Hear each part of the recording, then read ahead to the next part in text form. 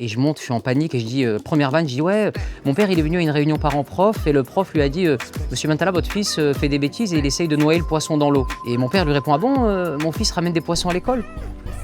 Parce que c'était, je me rappellerai toute ma vie de cette vanne. Le Graal, c'est d'accéder au Jamel Comedy Club quand tu fais de la scène. Je pense qu'il faut s'autoriser à sombrer. Ça fait partie du processus de guérison, je pense. Parce que souvent, on vit dans une société où on te culpabilise à l'idée de tu dois aller bien, regarde Instagram, tout le monde a une vie super. En 2014, je me suis fait escroquer. Je pensais que ça m'arriverait jamais. C'est très dur de te faire des amis et tu sais, les gens ont une vision très particulière de la profession en fait.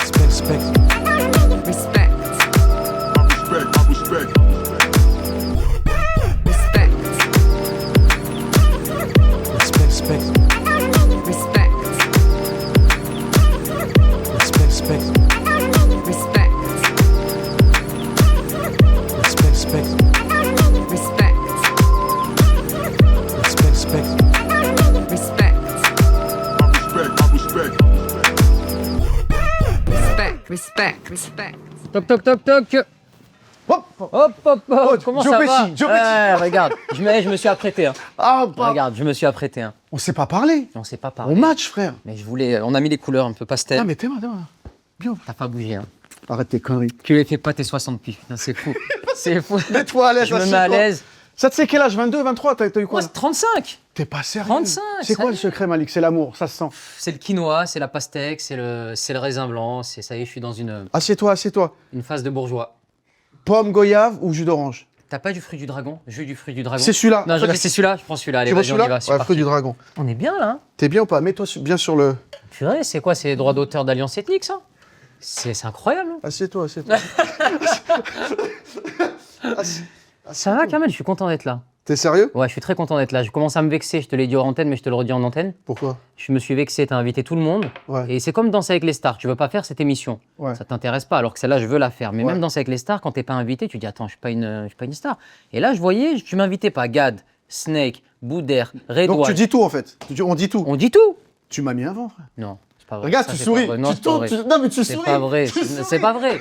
Tu dis, on s'est vu, on est des Arabes modernes, on est des Arabes de Californie. J'étais en Californie, à Los Angeles, parce que j'ai pas mal d'affaires là-bas. Et donc, on devait se voir en Californie, Ouais. à alors- Los Angeles. ouais. Quand on m'a dit que Kamel vivait à Los Non, Angeles, arrête, déjà, mytho, on s'est parlé sur un... Arrête. On s'est parlé. donne tu m'as ta dit- version, je donne la mienne. Tu m'as après, dit vas-y. j'arrive tel jour, tata. Je suis pas de problème. Qu'est-ce que je fais moi? J'avais des trucs à faire. Ouais. J'enlève tout. Non, Non mais il y a le frère qui vient de France. Tu vois, je me dis bon bah, vas-y on c'est va. vrai on que tu va... t'es organisé pour... Non. Bah oui. Mais on appelle ça le respect. Waouh, et la transition, elle est fantastique. Et c'est pour ça que je suis aujourd'hui ici, pour te donner du respect. C'est le début de respect, Et donc. le podcast. Ouais donc t'as cru qu'on allait. Ouais. Zapper l'histoire. Et donc, Ouais. tu... et donc... Ouais, je voulais faire le autre et chose. donc tu m'as zappé en fait. Non, c'est pas ça, c'est que... comment dire? Lâche l'info. Je lâche Non, je le dis, à cette époque, j'étais Oh vas-y tu peux y aller. en copilotage, j'étais en concubinage intensif. En couple. En couple, ouais, exactement. Et je décidais pas, en fait. Moi, je suis. Sérieux? Ouais, je suis le mouvement. Et c'est pas qu'elle ne voulait pas que je te voie, c'est que on avait prévu des choses, trucs de touristes en plus. On devait aller dans des bus avec plein de gens dedans. Est-ce Où tu que- payes est-ce que $300 ce que t'as et tu fait- visites est-ce- les maisons des stars. Là. Est-ce que ce que t'as fait, t'as pris du plaisir à le faire? À cette époque-là? Ouais. Ouais. Donc ouais. t'as rien raté avec moi. Non, non, au contraire, j'aurais pris du plaisir avec toi aussi. Hein. Sérieux? Ouais. Différent. Je me Ça doute aurait bien. été À un moment différent. donné, faut dire. Ça aurait été différent, mais non, j'avais très envie de te voir. Moi, tu te rends pas compte moi depuis je le suis temps. super content que tu sois là. Moi aussi. Et t'as fait des... je connais ton emploi du temps. Faut On que je descend, vois on va en avec- parler On va tranquille. parler de tout ça en bas. C'est Vas-y, parti. C'est beau, hein. On est bien accueillis. C'est rare qu'on soit accueilli dans une émission avec du jus. C'est du vrai jus, c'est pressé ou c'est Non, tout ça se de voit pas, Monoprix? c'est toxique. Hein. Nouvel épisode du podcast Respect, avec comme d'habitude un nouveau setup. On a essayé de s'améliorer, on a essayé de vous écouter avec de nouveaux invités. Et le mot d'ordre est toujours le même, toujours plus de qualité. Avec aujourd'hui un invité de qualité, plus même. Qualité, c'est pas assez. De charisme, je sais pas si ça se dit. De grandeur, Et de modestie. de sagesse, Mannequinat, on va partir sur des mots peut-être. gentillesse, Ouais, ça va, c'est talent. amour, J'ai pas mieux. consonne.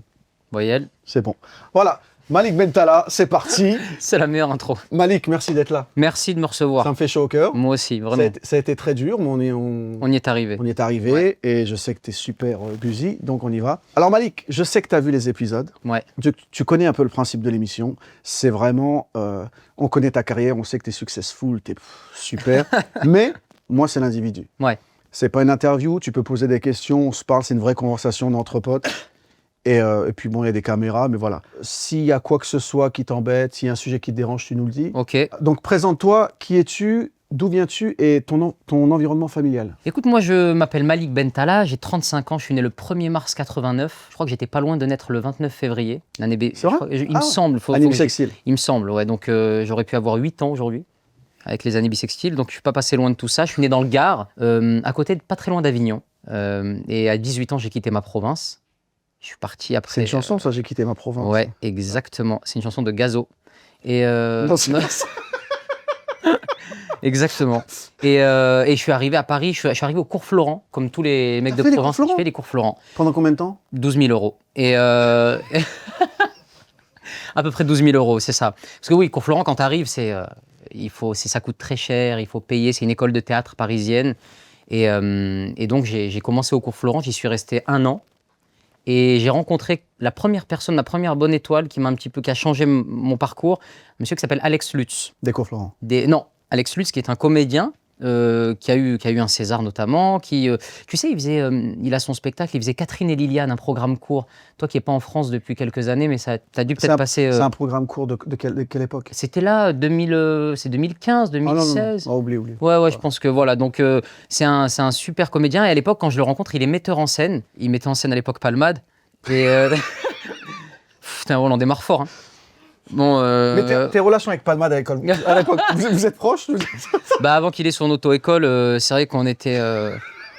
On était assez proches et puis après il est parti totalement, bref. Mais en tout cas c'est Alex Lutz qui me met le pied à l'étrier en premier. D'accord. Et c'est lui qui va m'aider à me professionnaliser. Je débarque En fait, j'ai envie de tout raconter, je te raconte tout. Non, J'arrive à 18 ans à Paris et je reste au cours Florent et j'ai plus d'argent pour payer les cours Florent.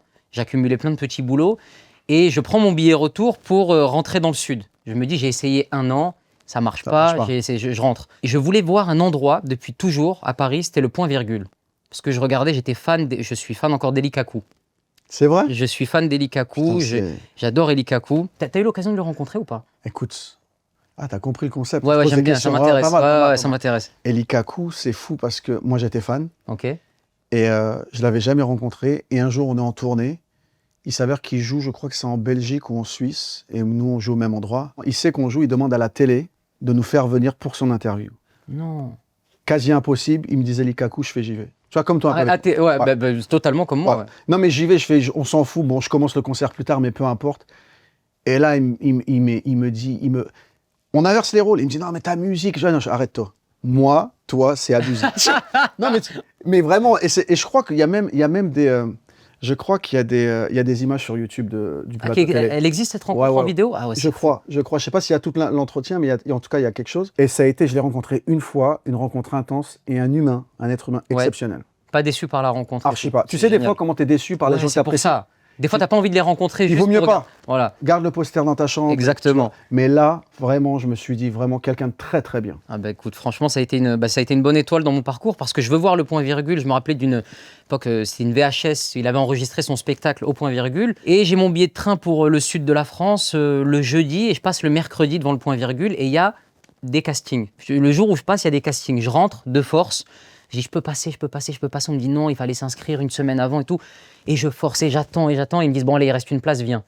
Mais moi, je n'ai jamais écrit de spectacle. En fait, la force des gens avec lesquels j'ai grandi, que ce soit les Gad, les Jamel, les Ricky Ramsey, tout ça, ou même de tous les artistes en règle générale, quand Michael Jackson fait le moonwalk, on a tous essayé de le faire parce que leur force, c'est de te faire croire que c'est simple. Quand tu maîtrises ton art, c'est d'arriver à te faire croire que c'est très simple. Et tous les artistes que je viens de citer, les humoristes, quand tu regardes leur spectacle, tu as l'impression que c'est une discussion entre potes et que toi aussi, tu peux monter sur scène et tout. Donc moi, je me suis dit, je vais monter sur scène, je vais être un peu sympa avec ma nature, mon truc, et ça va être cool.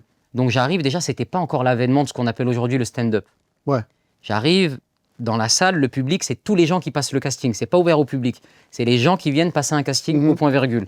Donc, tu as des dresseurs de tigres, tu as des magiciens, tu as des mecs qui font des personnages. C'est la force à nouveau talent. Quoi. Exactement, on est là-dedans, tu vois. Donc, j'arrive et je monte sur scène et je vois tous ces gens perruqués, masqués, tout ça. Je me dis, ah ouais, moi, je suis en décalage, j'ai rien, j'ai même pas d'ustensile, j'ai rien. Donc, je monte et je me rappelle très bien de la vanne que je fais.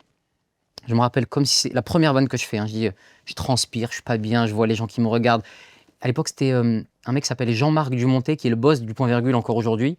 qui faisait passer les castings. Et je monte, je suis en panique et je dis, première vanne, je dis ouais, mon père il est venu à une réunion parents-prof et le prof lui a dit Monsieur Mantala, votre fils fait des bêtises et il essaye de noyer le poisson dans l'eau. Et mon père lui répond ah bon, mon fils ramène des poissons à l'école. Pourquoi tu me regardes comme ça Parce que je me rappellerai toute ma vie de cette vanne et ça a fait la même réaction. C'est cataclysmique. On vient me voir, on me dit non, bah, monsieur, c'est sérieux ici, c'est une institution quand même. À quoi vous jouez là? Vous prenez pour des cons quoi. Et on me dit il faut partir, c'est pas pour vous. Je pars et au dernier moment, il y a quelqu'un qui me rattrape, c'est Alex Lutz, qui me dit ah, t'as quelque chose, je voudrais te faire lire des textes d'Amin Malouf. Mais que j'en ai à foutre, moi j'ai envie d'être connu, moi, si tu me racontes tes textes d'Amin Malouf. Mais comme j'ai pas d'alternative, que le lendemain je dois rentrer, je dis bah c'est super. Ouais. Et c'est qui Amin Malouf, tu connais? Non, je connais pas personnellement, mais c'est un auteur qui a fait Samarcande, Léon l'Africain, des bouquins de fou. Ah d'accord, ok. Des bouquins extraordinaires, je vous conseille d'ailleurs. Et il me dit ça et je dis oui. Et donc je décale mon billet. Je m'attrape au dernier moment à la main contre temps, tu vois. Et là, je commence à revenir le lendemain, il me fait lire des poésies. C'est un mec, il est très artiste, très théâtre, très poésie. Et petit à petit, je commence à traîner dans ses pattes et je lui dis, je cherche du travail. Il me dit, au point virgule, il cherche un tracteur. Un mec qui tracte. Donc, il commence à m'embaucher au point virgule. Je passe du gars qui devait rentrer dans le sud à... Je suis tous les soirs au point virgule en train de tracter des flyers pour les spectacles qu'il joue. Et je deviens un peu la mascotte de l'endroit. Et c'est comme ça que je commence à mettre un pied tout doucement dans ce métier. Mais comment ça, c'est comme ça? À un moment donné, tu tractes. C'est quoi l'étape qui te fait passer du tract à... Ah non, moi, je voulais être tracteur à la base. Donc... Non, c'est pas vrai. non, moi, à la base, j'étais tracteur là-bas. Et l'étape qui me fait passer à la scène par la suite, c'est que je vais voir tous les spectacles qui sont au point virgule. J'ai accès, comme je travaille là-bas, j'ai accès à tous les spectacles et j'ai le droit d'y aller sans payer. J'y vais tous les soirs, je regarde. Et je commence à comprendre un peu la mécanique, comment les artistes travaillent. Je suis un peu, tu sais, c'était Gad qui me racontait ça. Et Likaku, quand il jouait au point virgule, Gad était un peu dans le même délire. Il était un peu son assistant, je crois. Et le fait d'assister quelqu'un ou de bosser dans un endroit où il y a... D'être en observation, tu vois. C'est comme si toi, tu bossais à l'Olympia et que tu assistais à tous les concerts de rap au Bataclan. Tu vois. Donc là, je regardais... Surtout quand tu sais que c'est ça que tu veux faire. Surtout quand tu sais que c'est ça que tu veux faire. Et là, c'était mon cas. Et petit à petit, je commence à écrire avec Alex Lutz. Il m'explique comment on écrit. Et il me dit écoute, il faut que tu te professionnalises. Donc, je vais t'aider. Il me met en scène. Okay. Il me met en scène. Et pour la petite anecdote, le point virgule arrête le tractage. Okay. Donc je me retrouve sans taf. Et là, pour te dire à quel point ce mec a changé ma vie, il me dit je viens d'avoir un enfant et je viens d'être pris dans un film qui s'appelle OSS 117. Et je pars tourner au Brésil avec Jean Dujardin. Donc j'ai personne pour garder mon fils, qui a 3 mois. Il me dit est-ce que tu veux être la nounou de mon fils? Mais le mec, il m'a rencontré il y a 1 semaine. Et il me dit est-ce que tu veux garder mon fils? Je dis, mais lui, soit il est inconscient, soit c'est un serial killer, soit c'est un fou. Et il me dit écoute, tu gardes mon fils, je gagne un gros cachet sur le film OSS 117 et je te donne un bon salaire comme ça. Tu m'emmerdes plus avec tes problèmes d'argent, tes trucs il faut que je travaille. Le mec te dit ça? Je te jure. Et j'étais payé. Alors que techniquement, aucune attache, rien du tout. Aucune attache. Il voit juste un mec de province qui arrive comme ça. Bonne étoile. Hein. C'est fou. Et le mec, il me paye, je crois à l'époque, c'est énormissime, il me paye genre 1000 balles pour être nounou. Je touchais, moi, je me rappelle, 300, 350 € dans les trucs que je faisais parfois.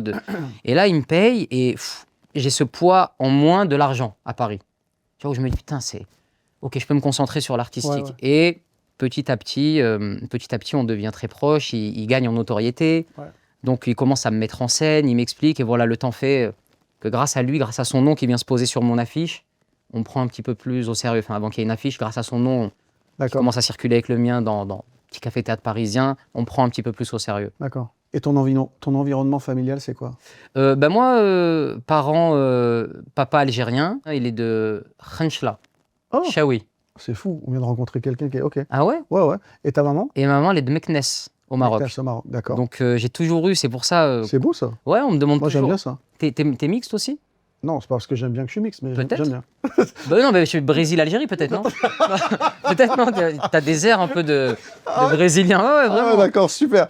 Non, loin du Brésil, frère. Enfin, si tu peux voir les montagnes. Tu as vu les montagnes au Brésil? T'es originaire d'où? Tiens, excuse-moi, Kamel, toi, c'est en Algérie? Oui. De quelle ville? La petite Kabylie. Ah, mais qu'est-ce qu'ils ont fait? Qu'est-ce qui se passe en Kabylie, là? Rimka, Zidane, Kamel. C'est fou tout ce qu'ils nous envoient. En fait, on n'est pas dans le volume. Exactement. On n'est pas dans la grande production. On n'est pas dans la quantité, c'est dans la qualité. Ouais, c'est leur favorite. Incroyable. Non, mais je sais pas Mais je crois que, tu sais, que ça a toujours été un peuple comme ça, en fait. Que ça soit que ce soit dans l'artistique, que ce soit même les auteurs de livres, les intellectuels. Oui, il y a oui, beaucoup de, il y a beaucoup Il y a de une gens. fibre en fait très kabyle Oui. artistique. Mais aussi très algérienne. En dehors de la Kabylie, ça existe aussi, tu Ouais, vois. ouais, bien sûr. Donc moi, oui, donc je suis un peu Béjaïa et Borj. D'ailleurs, on est du même coin avec Snake. Ouais. Ouais, C'est un truc Borj, de non, ouf. Ouais. c'est ça. Hein. C'est un truc Incroyable. de fou. C'est Donc ouais, maman de Meknes, papa de Khenchlav, né à Batna. donc ça veut dire quoi? Ça veut dire que tous les étés, c'est une fois là-bas, une fois là-bas? Alors, j'étais plus... on partait pas énormément. D'accord. J'étais issu d'un milieu un peu modeste. Mon papa, il était soudeur. Ah. Et maman, elle était aide-soignante. Oh, ça va. Vraiment, c'était un Ah ouais. truc... on roulait pas sur l'or, donc on faisait les voyages d'été, c'était chez mes grands-parents maternels, qui eux sont originaires du sud-ouest, Marocain. marocains. Ils sont originaires d'Agen. Ouais, c'est laisse tomber. C'est le D'accord. podcast, hein. Donc, sud... Là, Donc- tu vas tout savoir à la fin, je te le dis. donc tu vas en France en fait en vacances. Je vais en France en vacances parce que on est un peu limité sur les dépenses et tout, donc on va pas énormément en vacances. Et moi, je vais chez mes grands-parents qui sont dans le sud-ouest parce que moi, je suis originaire d'Avignon, Mais tu y vas peu ou tu y vas pas du tout? au Maroc. Ou en Algérie, ouais. En Algérie, j'y suis rarement allé. J'ai mis du temps à aller en Algérie et au Maroc, les deux. Les deux d'ailleurs, parce que tu veux que je te raconte une anecdote. La première fois de ma vie que j'ai pris l'avion, c'est grâce à Jamel Debbouze pour l'édition 0 du Marrakech du Rire. D'accord. L'édition 0 du Marrakech du Rire, c'est une édition dont on a peu entendu parler, mais c'était un peu une édition test. D'accord. Euh, Qui a été diffusé? qui a été diffusée à l'époque sur Canal+. Tu sais, c'était l'époque des Canal+, bleu, turquoise, magenta, là, les Oui. Canal+, oui. popcorn Oui, et tout. Là, Oui, ça a été diffusé très tard sur un canal, un sombre canal. Et c'est la première fois que je prends l'avion et je me revois toute l'équipe de Jamel se foutre de ma gueule parce que j'étais en panique. Moi, je suis un petit gars qui arrive de province, donc je prenais l'avion pour la première fois, mais je voyageais pas énormément à l'extérieur du D'accord. pays quand j'étais plus D'accord. jeune. Je Bon, restais après, en par la France. suite, Après, je me suis rattrapé. Je suis allé jouer en Algérie, j'ai joué au Maroc. Et c'est vrai que plus le temps passe, plus tu prends de l'âge, plus tu as envie de Oui. te renseigner sur ton histoire. Bien sûr. L'histoire de tes parents aussi, tu les vois vieillir. Bien sûr. Et nous, on a cette pudeur qui nous handicape beaucoup de pas oser parler. Handicap ou caractérise? Mais j'ai handicap, moi. Sérieux, à Ouais. ce point-là? Ouais, je dirais handicap parce que c'est un handicap de grandir en ne connaissant rien de tes parents. C'est un handicap dans ta construction Mais personnelle. quand tu dis rien, À rien. Il y a rien. Je crois que c'est une vanne d'Abdelkader Secteur qui disait « J'ai vu à quoi ressemblait mon père à l'âge de 22 ans ». Et on lui dit pourquoi. Il dit « Parce que j'ai toujours regardé par terre quand il me parlait ». Et un jour, j'ai levé la tête, j'ai dit « Ah, mais tu ressembles à ça, tu vois ». Et cette vanne de Secteur, elle est incroyable parce qu'on est très... tu sais, moi, avec mon père, on parle de foot, quoi. C'est le foot qui nous permet de... Mais j'aimerais bien des fois pouvoir dire « Tu sais, papa, c'était pas facile avec Bénédicte parce que... » Tu sais, on aimerait bien. Non, mais on rigole, mais en vrai, c'est...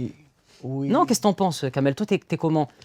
Si... Non, mais je m'identifie à ce que tu dis. Il y a une pudeur, mais moi, je la qualifie pas d'handicap parce que c'est jamais tout blanc ou tout noir, en fait. Il y a toujours des avantages et des inconvénients. Et je pense que dans cette pudeur aussi, il y a aussi cette qualité où... en fait, avec la pudeur vient le respect. Oui, ça c'est vrai. Même dans la relation enfant-parent, par défaut, avec la pudeur vient le respect. Ça, c'est l'avantage. L'inconvénient, c'est qu'en fait, avec la pudeur, vient quelque part un manque de communication. Exactement. Tu vois? C'est la balance, tu vois. Et moi j'étais comme toi. Après, je communiquais un peu plus avec ma maman. Ouais. Tu vois? On se permettait un peu plus de communication et de discussion. D'ailleurs, beaucoup plus, parce que maman était très ouverte à ce niveau-là. On parlait...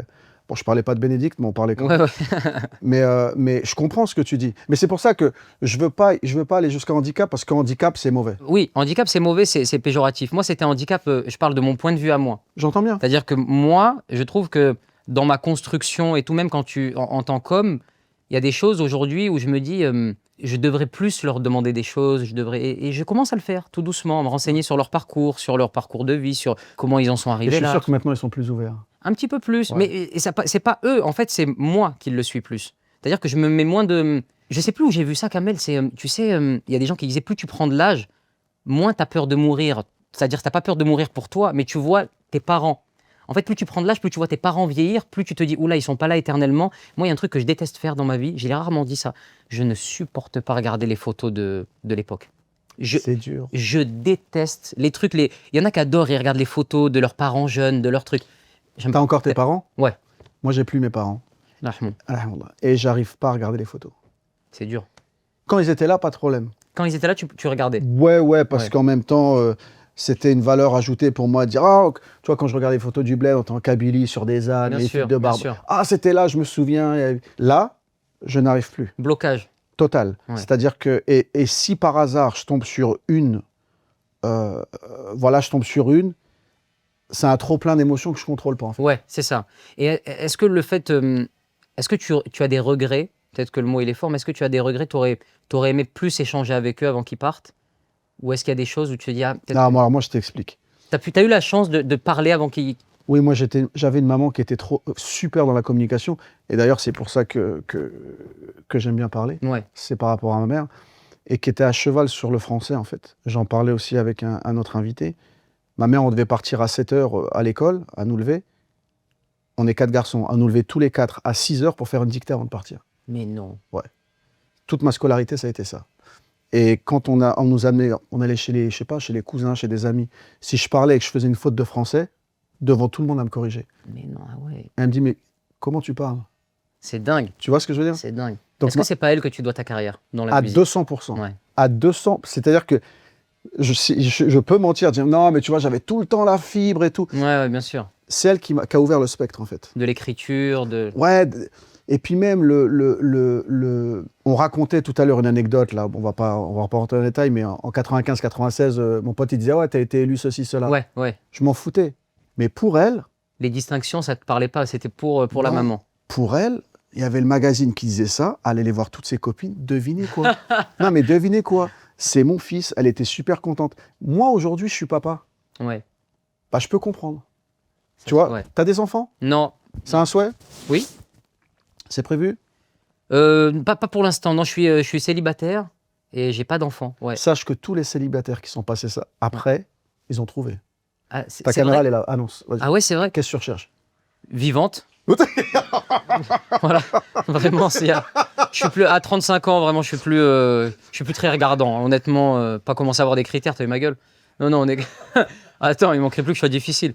Non, non, mais c'est vrai que quand je vois et tous mes potes aujourd'hui commencent à avoir ils ont des enfants et tout et quand tu les vois, tu dis ah ouais. Il y a un pote, il m'a dit un truc de fou il y a pas longtemps. Il m'a dit ah je te jure, j'ai l'impression d'avoir une valise qui crie, qui me suit de partout quoi.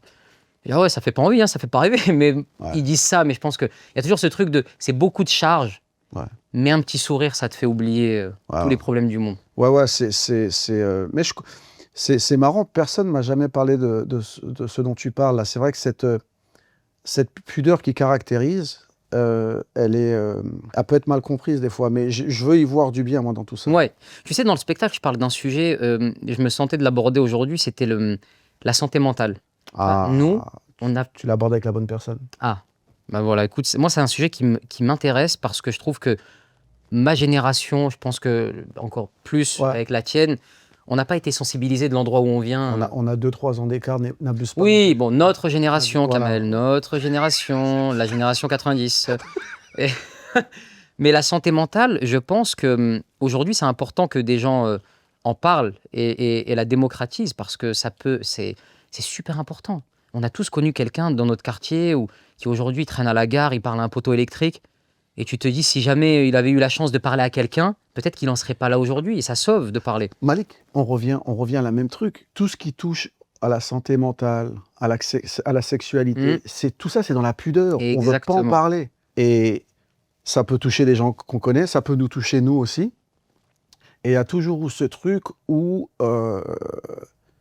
quand ça touche au mental, au dépend d'aller parler, se faire du bien, d'aller voir un psy. Non, mais moi, j'ai pas besoin de ça, en fait. Ouais, exactement. Ah, mais pourquoi? Mais je suis pas fou. C'est pas une question d'être fou, en Ouais, fait. ouais. Et je pense que, j'espère en tout cas qu'avec les nouvelles générations, ça se démocratise un peu, en fait. J'ai l'impression. Tu vois? J'ai l'impression que c'est de plus en plus abordé, en tout cas. Et Toi, il tu, faut... toi, tu te positionnes comment par rapport à ça? À l'aide d'un psy ou pas de psy, ou tu te dis, je vais faire ça tout seul? Non, je pense que c'est propre à chacun. C'est-à-dire qu'il y en a qui ont les armes pour s'en sortir. Mais c'est pernicieux, c'est vicieux. Même la dépression, c'est quelque chose qui te tombe dessus et tu ne t'en rends même pas compte. C'est quelque chose qui entre dans ta vie Marrant, ça. et qui est là et tu dis non, mais je suis pas dépressif. Mais Et tu t'en rends compte avec les gens qui te le disent, non? tu te rends compte avec les gens Parce qui que te le disent. pour toi, t'es sur les rails. en Ouais. fait. Moi, ça m'est déjà arrivé d'avoir des bruits qui revenaient à mes oreilles et qui disaient ouais, apparemment, tu serais dans une... Je dis mais n'importe quoi. Mais j'ai pris 40 kilos, les volets ils sont fermés, il est 16 h. Je dis mais je suis pas en dépression, n'importe quoi. T'as un paquet de Kellogg's qui est là, qui est ouvert, tu manges à la main dedans depuis une semaine, mais t'es là, qui a dit que j'étais en dépression? Ouais, En c'est vrai, dépression. c'est vrai. Et en fait, tu t'en rends pas compte, mais tu glissais. C'est comme les sables mouvants, ça t'entraîne, ça t'entraîne. Et Et c'est une personne ou c'est un événement qui t'a fait prendre conscience que tu étais en plein dedans? c'est un peu l'accumulation des deux. C'est plusieurs personnes, des bruits de couloir, des événements, des trucs où tu te rends compte que il y a plus rien qui se passe, tout est à l'arrêt, il y a un espèce C'est de... ouf. Il y a plus rien, c'est rideau, tu vois, le téléphone sonne plus, il y a que tes proches qui sont là. Et quand je dis tes proches, pour ceux qui ont la chance de les avoir, c'est les parents. Ouais. C'est les parents, c'est un métier quand tu arrives là-dedans et que t'as pas les anticorps, tu as été passé par là avant. Grave. C'est un métier, si t'as pas de grand frère, si t'as pas de quelqu'un sur qui tu peux compter, c'est un métier, ça peut être très Ben, dangereux. du coup, vu que tu lances, je me permets de te demander, quels ont été tes outils, toi, pour sortir de ça? Déjà, les outils, ça a été d'en prendre conscience. Déjà, d'arriver à mettre des mots dessus. La première chose, d'assumer le fait de faire une dépression ou un burn-out, de ne plus se cacher avec ça. Ouais. Et après, de faire tu sais, quand t'as mal au cœur, tu vas voir un cardiologue.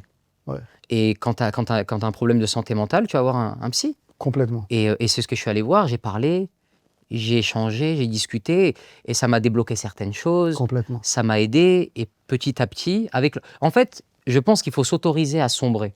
Ça fait partie du processus de guérison, je pense.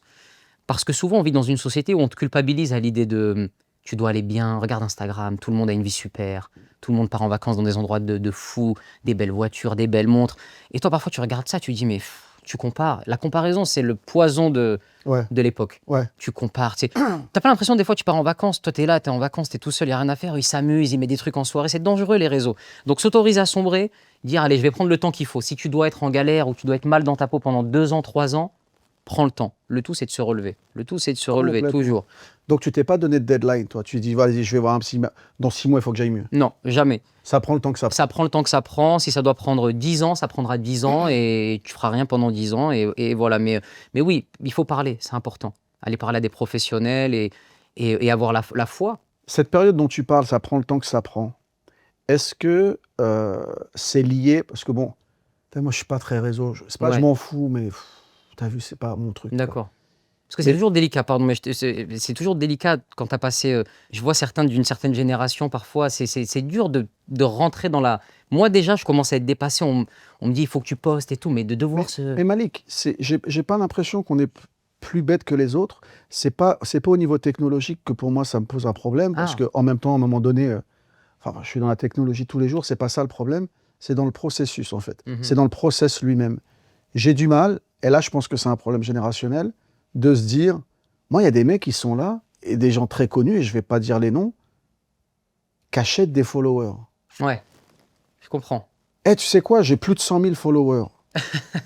Non, mais tu sais, mais en plus, le pire, c'est qu'il y a une satisfaction. Ils savent qu'ils ont acheté, mais je suis important. Ouais, bien tu sûr. vois, je lui dis, mais moi, je viens d'une époque, et toi aussi, c'est pareil, où quand j'ai un ami, je le connais, quoi. Ouais, bien sûr. C'est concret. C'est humain, ouais. Tu vois, bien sûr. C'est ça que j'arrive pas à assimiler, ce côté, et je trouve que ça devient obsessionnel, où les gens, ils comptent les followers. T'as eu combien de likes? C'est quoi les commentaires que t'as eu? Ah, moi, j'ai lu en ami. Je m'en fous, en fait. Ouais, bien Tu sûr. vois, ça va. Je te dis franchement, je suis plus dans le réel, dans le monde réel. Je préfère avoir 100 amis sur Instagram et en connaître au moins 50% que 200 000 et puis en connaître 5. Oui, exactement. Pour moi, et je comprends que c'est un business, je comprends que ceci, mais en même temps, le business est faussé parce que tu peux acheter des likes, tu peux acheter des followers, tu peux acheter des commentaires. C'est faussé tout ça. Mais comment tu te positionnes, toi qui as des enfants, Kamel, vis-à-vis des enfants? Parce que tu peux pas les priver aussi de... Ah oui, un enfant, tu vois. Aujourd'hui, c'est délicat. Moi, je m'imagine, je me dis comment je fonctionnerais avec un enfant. Je remercie le bon Dieu parce que j'ai un fils qui est alors je sais pas si ça déteint naturellement, je sais pas si c'est... il n'est pas en mode exposition. Ok. Tu vois, il n'est pas en mode exposition, il n'est pas en mode je vais prendre une photo, je vais mettre ce que je mange et Bien tout. sûr. Il utilise les réseaux plus pour être avec ses amis, pour être truc, il a pas... Oui, c'est un petit loisir sans plus. Ouais. Et puis en même temps, c'est un moyen de communication où là, il faut être avec son temps. Nous, à l'époque, quand on a découvert le portable, c'est le portable. Aujourd'hui, c'est Snapchat. Bon, Ouais, voilà, bien sûr. Il n'y a pas le feu. Mais non, sur ça, je suis bien garni parce que j'ai des amis qui ont des enfants du même âge. C'est une autre histoire. C'est autre chose, ok. C'est une autre histoire. Mais je te parlais des réseaux parce que tu me disais, ça prend le temps que ça prend. pour sortir de ça. Est-ce que le temps que tu as pris pour sortir de cette dépression correspond, parce que tu fais partie des peu de comptes où je regarde, parce que j'aime bien le contenu. Ah, c'est gentil, merci. vois et à un moment donné, tu as disparu. Ouais, Non mais, et dis-moi si je me trompe, tu as disparu et tu as tout enlevé. ouais. Et je me suis dit, peut-être c'est un faux compte. Ah oui, Parce que, oui. parce que je savais pas. Et je me dis, mais qu'est-ce qui s'est passé? Est-ce que la période de guérison correspond à ce blackout? Oui, totalement. La période de guérison correspond à ce blackout parce que, comme tu l'as très bien dit, que tu le veuilles ou non, quand tu es tout seul à la maison à un moment ou à un autre, les gens qui te disent ah, j'ai coupé le téléphone 15 jours, c'est pas vrai. Personne qui coupe le téléphone, même si tu fais rendez-vous en terre inconnue, tu vois, Je suis peut-être. d'accord avec toi. Mais ouais, il y a toujours un moment donné où c'est plus fort que toi, tu vois. Et à un moment donné, je me suis dit, j'ai envie de. Je veux qu'on m'oublie, enfin qu'on m'oublie, ça, je suis pas Bono non plus, mais je suis pas YouTube. Mais voilà, je veux prendre le temps, enlever les réseaux, regarder de temps en temps via un autre compte, un petit compte caché, mes petits kiffs sur le foot. Ah, t'as un compte caché? Tout le monde. T'es un expert. Tout Je sais le pas monde. moi. Kamel, pas à moi. Malik, je te jure, j'ai pas de compte caché. Sultan 28, c'est pas toi. Non, tu ma gueule ou quoi, Kamel? Quel enfoiré! Tu m'as écrit ton faux compte la dernière fois. Non, Non, je te jure. Non, mais tu sais quoi, j'ai pas de compte caché. Mais moi, ça va très simple. J'ai pas de Snapchat, j'ai pas de TikTok, j'ai pas de Facebook. J'ai juste un Instagram parce que ça me fait un support pour ça. Oui, et bien encore. sûr.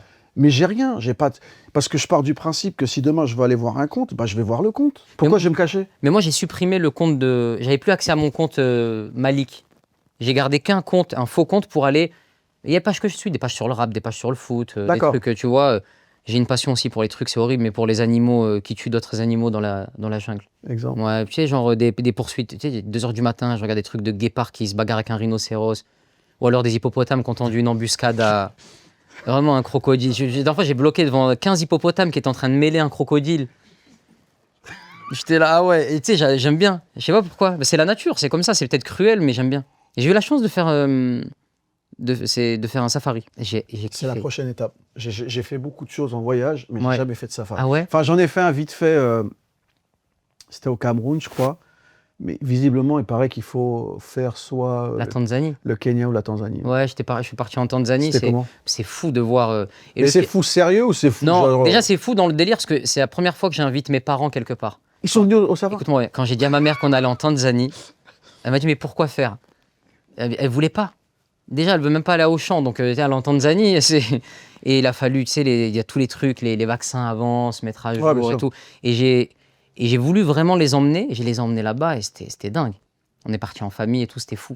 Mais c'est l'expérience en famille qui est dingue ou c'est ce que tu as vu? Le mélange des deux, tu vois, on est allé, on a vu des Maasai, Ouais. on a échangé avec des locaux et puis même de voir les animaux dans leur environnement naturel et tout, C'est ouf. c'est ouf.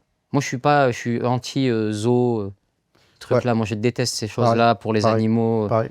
Et les parcs d'attractions aquatiques. Pareil. Pour moi, ça, c'est à vomir. Donc, de les voir là-bas passer, de les voir évoluer comme ça, non, c'était dingue. Mais ouais, ça, je sais plus pourquoi on en arrive à parler de safari, mais je te conseille. Ah, tu me conseilles. Mais c'est la prochaine étape pour moi, j'espère. Donc, pourquoi Tanzanie plus que Kenya, vite fait voir Parce qu'il y avait un endroit... Hasard du calendrier. non, même pas, c'était un endroit que j'avais repéré. Et il y avait un truc où c'était des tentes un peu en extérieur, où tu avais vraiment les animaux qui étaient... Donc, super expérience. Donc, Ouais. tu vas me donner le truc, en fait. Ah ouais, mais à fond. Ouais, je vais y aller. À fond, t'entends des lions rugir pendant que tu dors et tout, bon, t'es pas sûr. Bon, là où j'ai Bon, t'es pas sûr. je te jure, là où j'ai câblé, c'est quand tu finis de manger et puis il y a le guide, il t'emmène dans ta chambre avec un arc. Déjà, tu le vois avec un arc, tu dis pourquoi? Et tu dis, mais s'il y a un gars qui attaque l'arc, ça va pas. Et il t'emmène avec l'arc, quoi, tu vois, donc. Mais c'est Ouais. une expérience de fou. On revient sur le cursus, là, quand on parlait de... T'as tracté, et puis à force, tu regardais l'Ikaku, C'est ça. et après, c'est... la bascule, c'est quand? Tiens, parce que tu dis, t'as jamais écrit. Ouais. C'est quand que tu commences à écrire? C'est quand que tu commences à... Ou quelqu'un te connecte et te dit, tu sais quoi, maintenant, on va se mettre sur un spectacle, ou tu vas Alors, monter sur scène. ça a commencé avec Alex Lutz, dont je te parlais, Ok. qui m'a repéré. Et après, à l'époque, le Graal, moi, je te parle de ça, en 2009. Et le Graal, c'est d'accéder au Jamel Comedy Club quand tu fais de la scène. C'est l'avènement du Jamel À l'époque, Comedy c'était Club. C'était The Place to Be. Il y avait, c'était Thomas Njijol, c'était Jamel qui avait lancé Thomas, Fabrice, Blanche. Ça cartonnait, plateforme unique. exceptionnel. C'était du pain béni. Ah, pour, Parce que pour les gens qui faisaient ça dans toute la France, tu savais qu'il y avait un endroit, une destination où tu pouvais aller, qui pouvait te faire décoller. qui pouvait te faire décoller et pas qu'un peu. Ouais. Parce que quand tu regardes aujourd'hui tout le paysage audiovisuel français, les 3/4 sont passés par le Jamel Comedy Club. C'est assez dingue. Est-ce que le Jamel Comedy Club est ce qu'est le Paname aujourd'hui ou pas un peu? Oui, il y a de ça. Ouais. Il y a de ça avec... j'ai l'impression que le Paname est plus ouvert. En plus, il y a des gens confirmés qui vont au Paname, qui font Exactement. des trucs. Mais Ouais. c'est-à-dire que le Paname, il y a un truc, j'ai l'impression que c'est un peu plus ouvert. Le Jamel Comedy Club, il y avait cette chose en 2009, très fermée. Et donc, pour y entrer, C'était chaud. et il y avait ce truc de le mec qui entre, il y avait le bruit qui courait. Ouais, il a joué avec la troupe du Jamel. Non, Ah ouais, comment... carrément. Ouais, je me Ok. rappelle. Je me rappelle de ça. Et ça, moi, c'était mon objectif. Donc, je me rappelle rester devant. Moi, en fait, le fait d'être parti très tôt de chez moi, du Sud, et d'être arrivé à Paris à 18-19 ans, et une insouciance. T'as pas conscience de tes actes. Ouais. C'est-à-dire que tu arrives et tu dis pas, putain, ça peut avoir des actes quand même, ce que je suis en train de faire, s'il faut que je revienne et que je reprenne des études et tout. Et je me posais pas ces questions. J'étais là, j'avais pas de femme, pas d'enfant, pas de charge importante, tu vois. Donc, je vivais à fond, je traînais devant le Comedy Club, j'attendais. Jamel, un jour, il est sorti, je fais un truc, un sadique. Je fais un truc de fou. J'étais vraiment un fou. Je dis, je savais pas comment aborder le sujet, je le vois, il a dû vraiment, je me rappellerai toute ma vie. Il sort et c'est Jamel Debbouze. Faut se remettre dans le contexte. Moi, je suis un gars de province, j'ai grandi avec lui à la télé, H, Jamel Ouais, en scène. l'icône. L'icône. Comme, L'icône, ouais. toi, tu l'as été, Jamel l'a été. C'est vraiment. Non, j'entends, vous avez j'entends. été. Et je le vois sortir, je sais pas quoi dire. Il me connaît pas, hein, tu sais, j'ai 20 ans. Je dis, Jamel. Et là, je sors une phrase. Franchement, j'aurais pu aller à la police pour cette phrase. Il venait d'avoir un enfant. Je lui dis, bravo pour l'enfant. Il a fait ça. Exploit. Comment t'as fait? Je te jure, attends, il a fait ça, il m'a regardé, il est rentré dans la voiture. Genre, tu sais, c'est un fou, lui, c'est un serial killer, il veut quoi? Je savais pas quoi dire, tu sais, la panique, le truc de. Bravo pour l'enfant! Et il est rentré et je dis, ah merde, bon, bah là, je vais pas jouer au Jamel Comedy Club tout de suite. Et je revenais. Je revenais à peu près, ouais, 2-3 fois par mois, tu vois, je demandais. Et un jour, on m'a dit, ouais, ça y est, c'est la fin de la première troupe du Jamel Comedy Club. Chacun est parti avec son succès. Thomas, Fabrice, chacun fait des films. Et il cherchait une nouvelle troupe. Et il faisait passer des castings. Et pareil, je vais voir le mec, il me dit, ah bah là, ils ont ouvert les vannes. T'imagines bien que les castings, il faut attendre 6 mois. C'est inscrit jusque je sais pas quand. Je dis, bah, je vous laisse mon numéro. Si un jour il y a un désistement. Une semaine après, on m'appelle, on me dit, tu peux venir dans 10 minutes? Je dis ouais, et j'étais pas du tout prêt, j'avais autre chose à faire, mais j'ai tout lâché, je suis parti, Grand Boulevard, Jamel Comedy Club.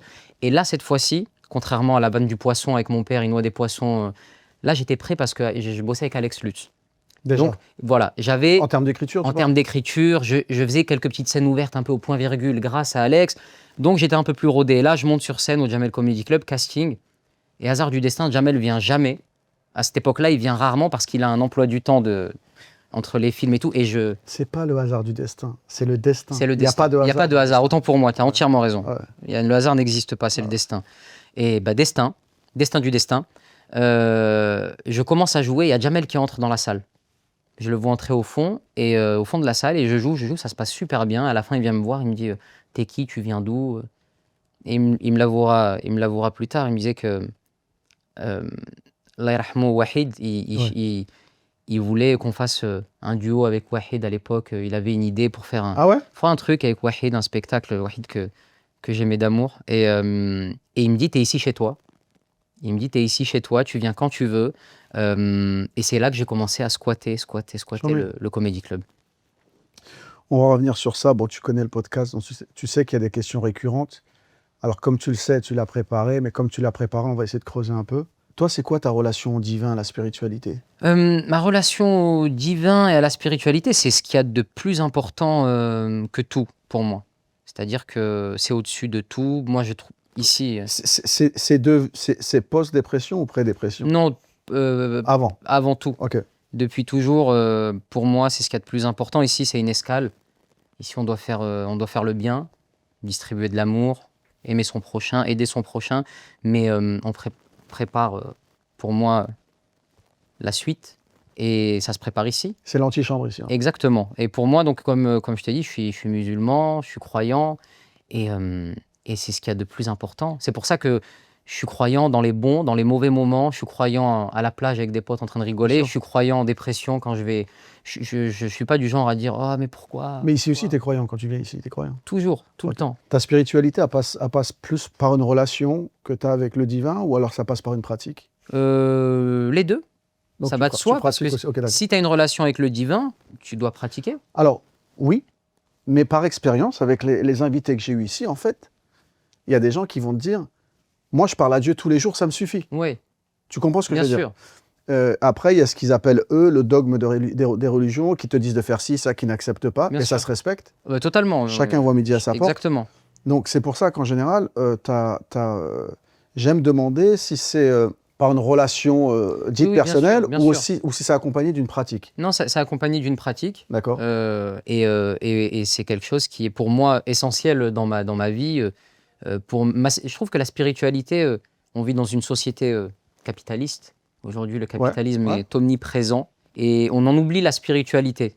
Je trouve qu'on en oublie, Tout est fait pour que tu oublies. bien sûr. Et d'avoir ce rapport au divin, et en l'occurrence, moi je suis musulman, mais je respecte, et mes amis sont juifs, Bien chrétiens, sûr. catholiques, athées. Bien sûr. Je respecte toutes les religions et toutes les croyances, mais c'est vrai que avoir cette attache au divin, quelle que soit ta religion, c'est quelque chose qui te permet d'espérer, de ne pas baisser les bras. En tout cas, moi, ça me donne une force et ça me permet d'être accompagné dans les hauts et les bas. C'est marrant parce que tu dis on est dans une société de consommation et je t'ai dit ils font tout pour qu'on oublie la spiritualité. Mais en fait, la spiritualité, ce qu'on t'enseigne, c'est l'anti-surconsommation.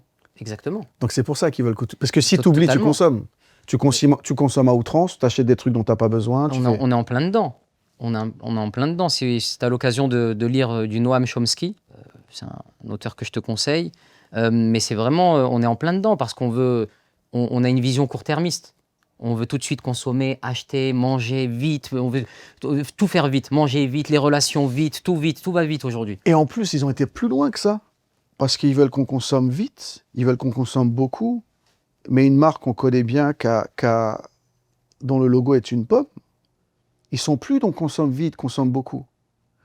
Ils ont créé des besoins dont tu n'as pas besoin. Ouais, bien sûr. Consomme des choses dont tu n'as pas besoin. Ouais. C'est l'autre étape. C'est On incroyable. te fait croire que ça, il faut que tu l'achètes. Ouais, mais j'en ai pas besoin. Ouais, mais Ouais. c'est ce qu'il y a de mieux pour toi.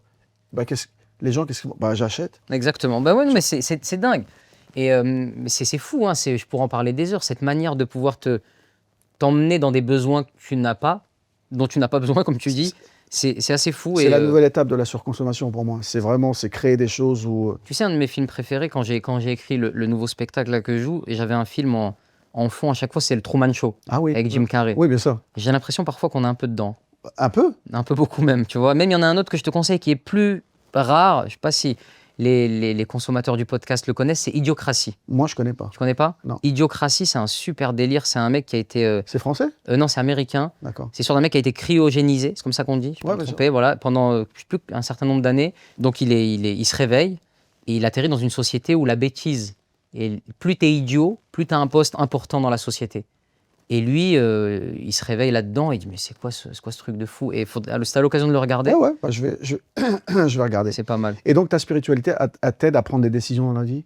Liées au business, liées à tout, t'as des... Oui. Oui, c'est-à-dire que... Mais tu sais, ça se fait avec le temps. Je ne sais plus si c'est moi ou Mohamed Ali qui disait être le même à 50 ans et à 20 ans, c'est avoir perdu 30 ans de sa vie. Moi, il y a des choses que j'ai faites à 20 ans que je ne referai pas, aujourd'hui. Mais en même temps, c'est comme tu dis, c'est le destin, c'est comme ça. Ouais. Mais tu apprends. C'est-à-dire que ça fait partie du processus de... Tu deviens un homme, tu grandis, tu comprends. Et moi, aujourd'hui, il y a des choses maintenant où je veux laisser... comment dire ? Je veux être aligné avec l'homme que je suis. Ouais. Tu vois, j'ai pas d'enfant encore, mais toi qui as des enfants, je pense que ça va te parler ce que je vais dire, mais tu veux laisser. Ça fait 3 fois que tu dis des... Je sais pas pourquoi je te vois bien. Je sais pas s'il y a un signe derrière, c'est chaudard. C'est un garçon que t'as. Ouais. Je sens, il y aura une fille, Inch'Allah. Le choix du roi. Je le sens, je sais pas pourquoi je le sens. Non, mais c'est chaud. Enfin, Je te vois avec une fille, bref, je te vois avec une petite fille. Arrête tes conneries, non. Mais Tu serais papa gaga, toi, ça se voit. Ah, mais grave. Mais ça se voit. Ah, mais moi, j'ai pas de problème. Je t'ai vu hors antenne comment tu parles à ton fiston, j'ai dit, oh là là, si toi t'as une fille. N'importe quoi. Ouais, ça se voit.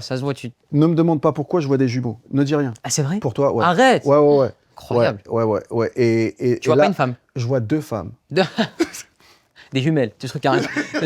Non. Mais, de quoi on parlait là ? Ouais, je te disais, non, la spiritualité, est-ce que ça m'aide à prendre des choix ? Ouais. Moi, là, j'ai envie d'être aligné, j'ai envie de faire laisser une trace ou à ma petite échelle. Il y a une phrase que j'aime bien et je vais citer un rappeur que j'aime beaucoup qui s'appelle Tupac, qui est une phrase qui est quand même... Ah, J'aime beaucoup cette phrase, il dit Ah. on va pas changer le monde, mais essayons de faire réfléchir celui qui y parviendra. Et je Bien. pense que c'est le rôle des artistes à toute petite échelle parfois de faire laisser une trace, ou tu vois, on n'a pas une place malheureusement où on va changer le monde.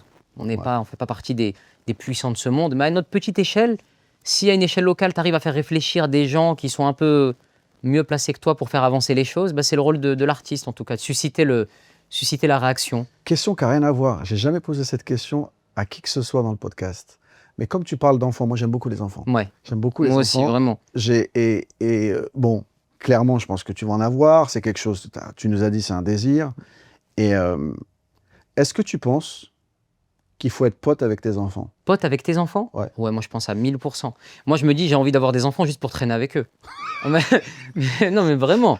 Ouais, mais dans ce cas-là, il faut les avoir vite. Parce qu'à un moment donné, si tu as 70 balais, tu quel traînes avec ton gosse de 10 ans, c'est chaud, quoi. C'est vrai qu'après, il y a une génération, la mienne, je vois des parents qui appellent leur fils frère, ça va, on va pas non plus. T'es Ça sérieux? l'appelle frérot et tout, ouais, ça me tue de rire. Non mais frérot, t'as fait quoi là? T'as fait tomber la compote et tout. Tu sais, je me dis, ça me Donc tue. toi, tu penses qu'il faut être pote? Ok. Ouais. Après, attention, c'est pote dans la limite des stocks disponibles, hein, c'est-à-dire... Tu penses pas que ça limite l'autorité quand t'es pote? En fait, je suis mal placé pour parler du rapport père-fils, mais tu vas me dire si je me trompe, mais la limite, il faut arriver à trouver le bon...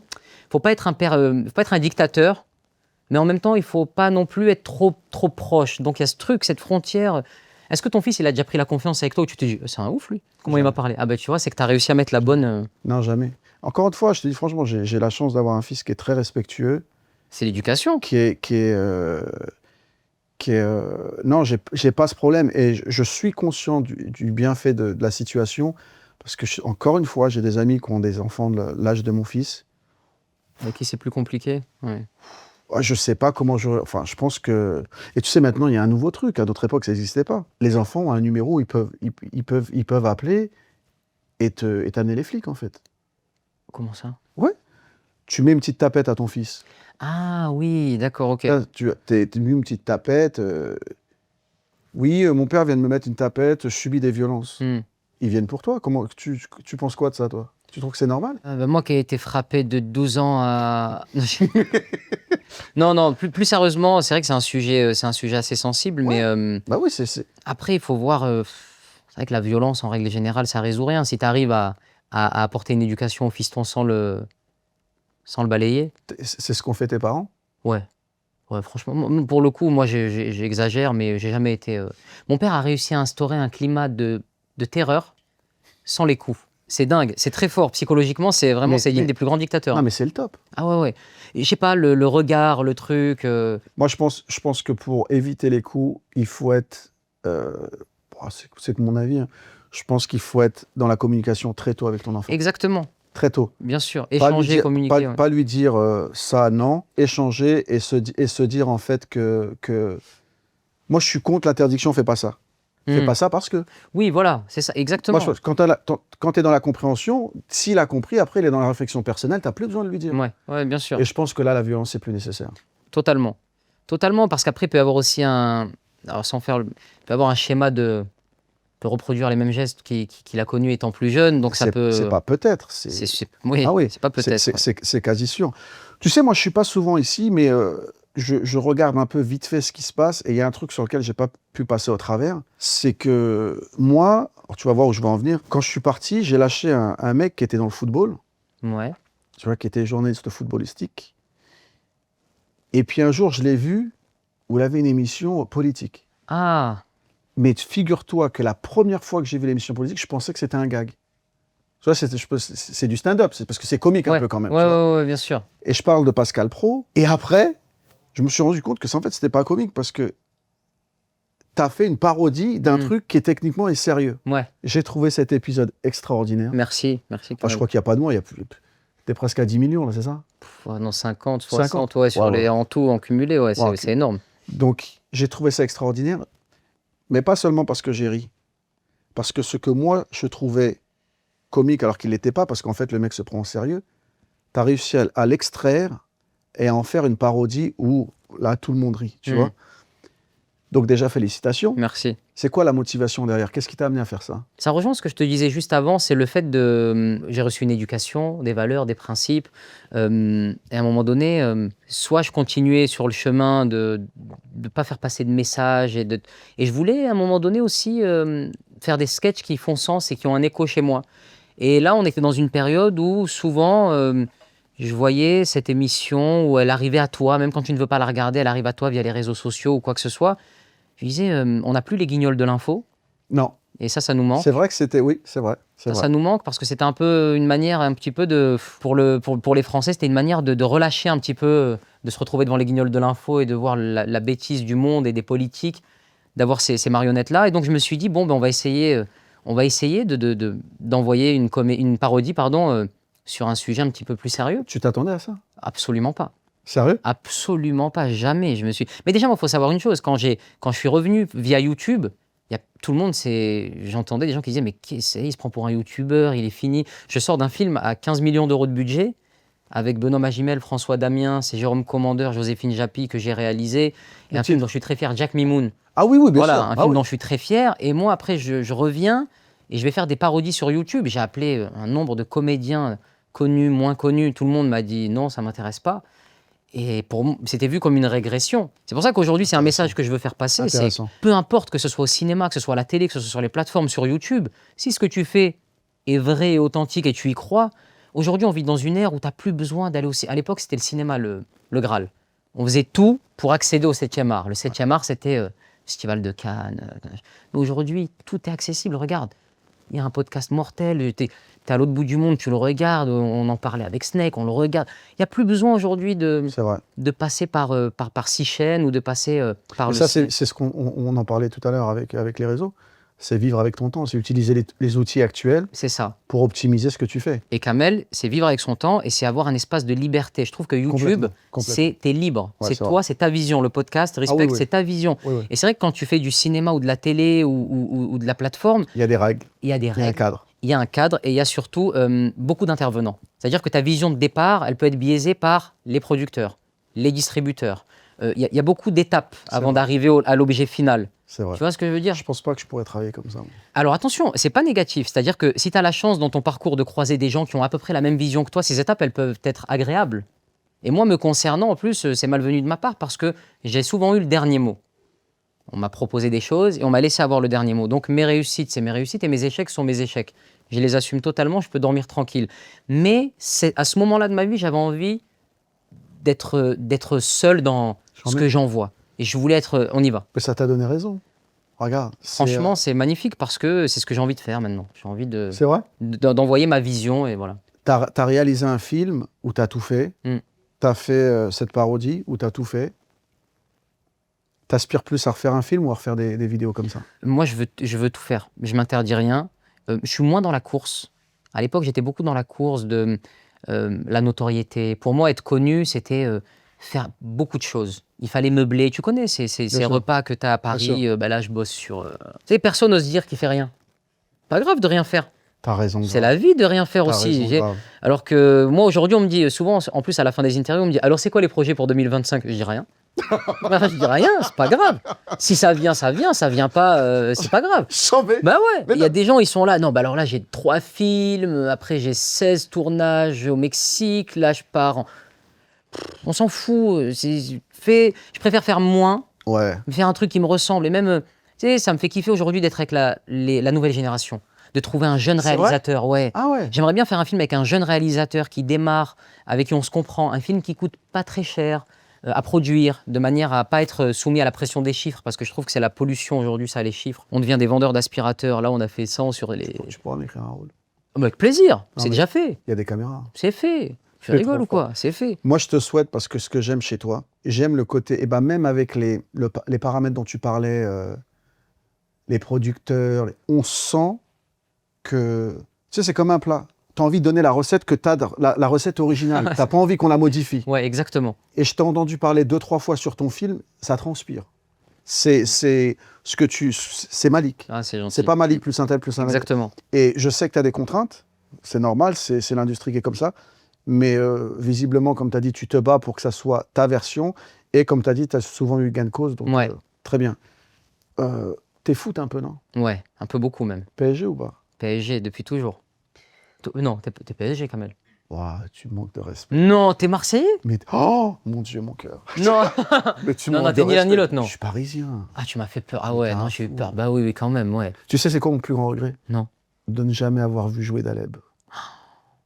Tu sais que Daleb, c'est un des amis de mon père. Hein. C'est comme ça que je suis tombé dans la marmite PSG. T'es pas sérieux? Ah, je croyais que tu faisais. Ah, c'était pas à exprès là. Ah non, non, non, non. Ah, mais je vais te montrer une photo de T'es pas mon sérieux. père et Daleb en 70. Je connaissais. Ouais. C'est comme ça que moi je suis tombé dans la marmite PSG.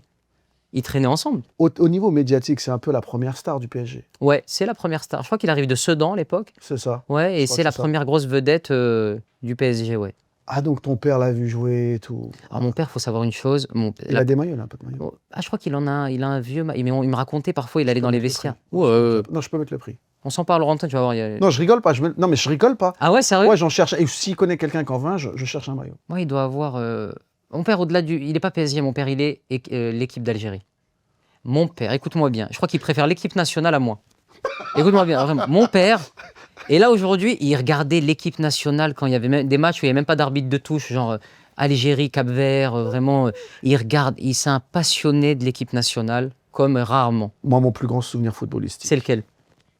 PSG. Hein. Algérie RFA 82. Oh, voilà. Les anciens, ils t'en parlent, ça me tue parce que les anciens, ils t'en parlent, on dirait Parce qu'on a que gagné non- la Coupe du Monde. Non, mais on a gagné la Coupe 82, du Monde. fallait Parce- voir. Je vais te dire pourquoi on a gagné la Coupe du Monde. Parce qu'en 82, c'est la RFA qui est championne du monde. C'est la RFA qui est championne du monde et c'est l'Algérie qui se fait voler. Qui se fait voler. Et c'est à cause de ce match-là, d'ailleurs, qu'on a Les maintenant- troisièmes matchs en même temps. Voilà.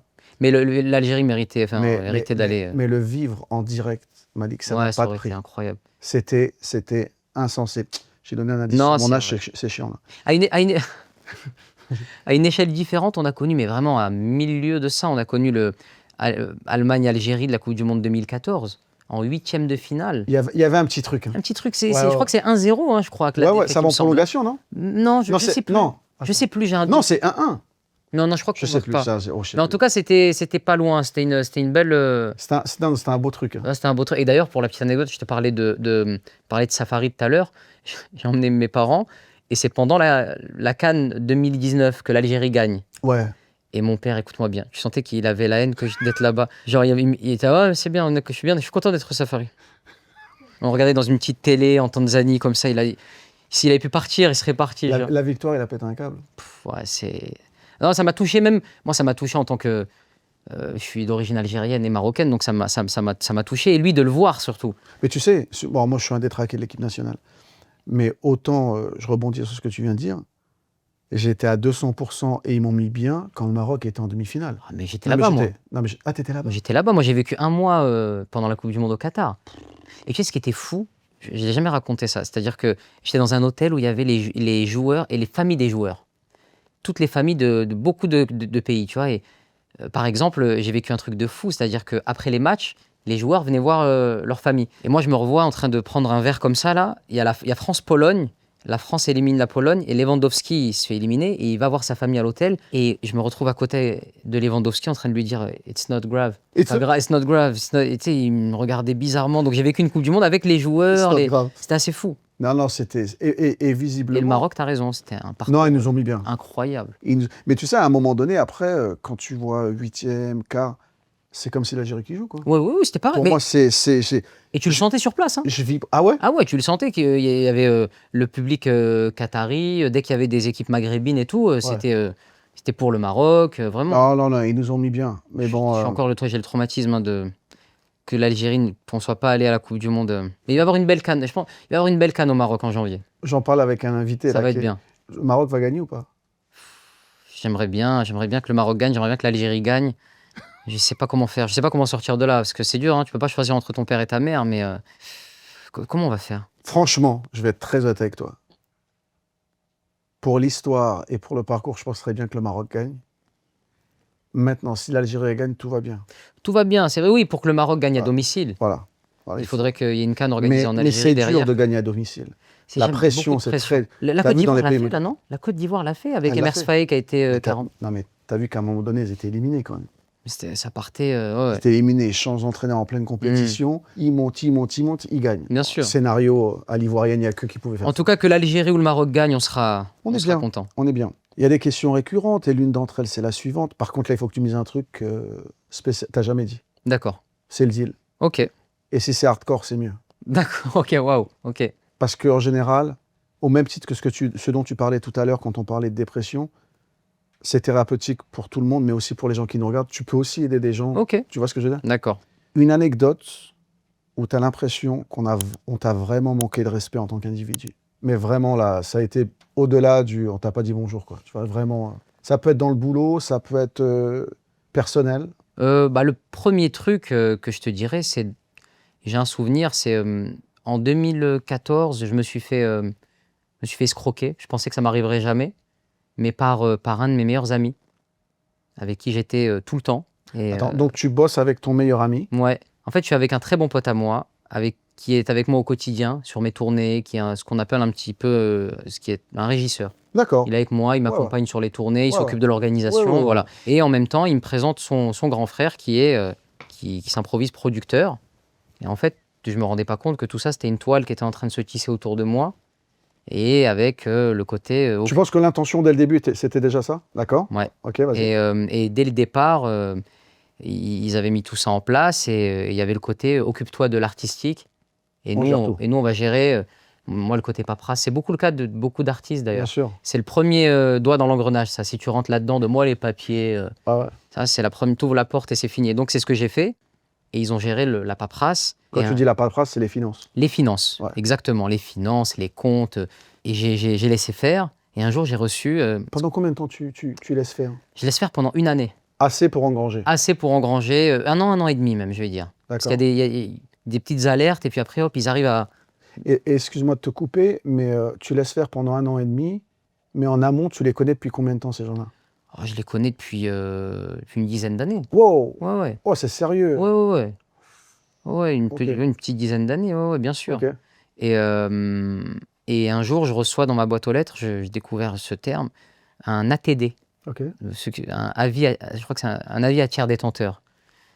Et là, parce qu'en fait, ce qu'il faisait, c'est qu'il venait aussi récupérer mon courrier. Il me disait, il faut que tu t'occupes de rien. Moi, j'étais vraiment naïf à l'époque. Vous savez qu'il s'occupait de tout mon courrier. Tu dis c'est en 2015, ça? 2015. Ouais, en gros 10 ans, quoi. Ouais, exactement. Moi, en même temps, regarde, t'as 25 balais, tu penses Oui, pas à ça, quoi. c'est ça. J'ai envie de tout casser. Je suis en pleine ascension, ma petite ascension qui commence. Donc, je vois les spotlights, moi. Je vois pas le petit truc discrètement qu'ils sont en train de faire. Tu vois, donc, je suis là, C'est normal, tu vois. Tu as envie d'aller dans les festivals, tu as envie de tourner des films, tu as envie de faire la photo avec la personnalité du moment. Tu es à 200 km/h.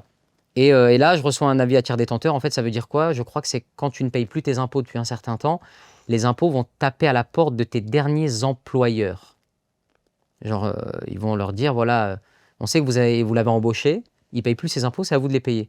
Imagine la gueule de tes derniers employeurs. Bah attends, là, on ne connaît pas lui. Ouais, Pourquoi? ça te met en porte-à-faux avec les impôts Exactement. et aussi dans la profession. Et dans la profession. Ouais. Et là, le premier réflexe que j'appelle mon père. Et je lui dis, c'est quoi un ATD? Quand je lui ai dit ça, parce que mon père, dès le départ, il ne sentait pas cette histoire. Et C'est vrai? moi, dès le départ, il faut toujours écouter ceux qui ont la chance de les avoir, toujours écouter ses parents, l'intuition des parents. Ouais. Souvent, on pense qu'ils se trompent et tu sais, on a ce truc facile de mais vous comprenez Tu rien. connais pas. Ouais, mais c'est trop. Mais là, c'est Instagram, c'est les réseaux, vous savez rien, tout ça. Ils ont toujours raison. Je te jure. Et ça, c'est valable pour le boulot, pour les couples. Ils ont toujours raison. Même c'est marrant que tu dises les couples parce que souvent, il y a ce truc de attention. Toujours raison.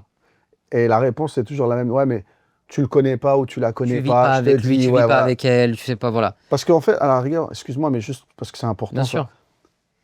Les parents, à la fin de la journée, c'est les seuls où tu es persuadé qu'ils veulent à 100% ton bien, sans aucune contrepartie. Bien sûr. C'est les seuls. Bien sûr. Donc, ils n'ont aucun intérêt à te mettre dans le pétrin. Moi, pareil pour toi, j'imagine, quand tu as eu des moments difficiles, Il n'y a que. il y a que.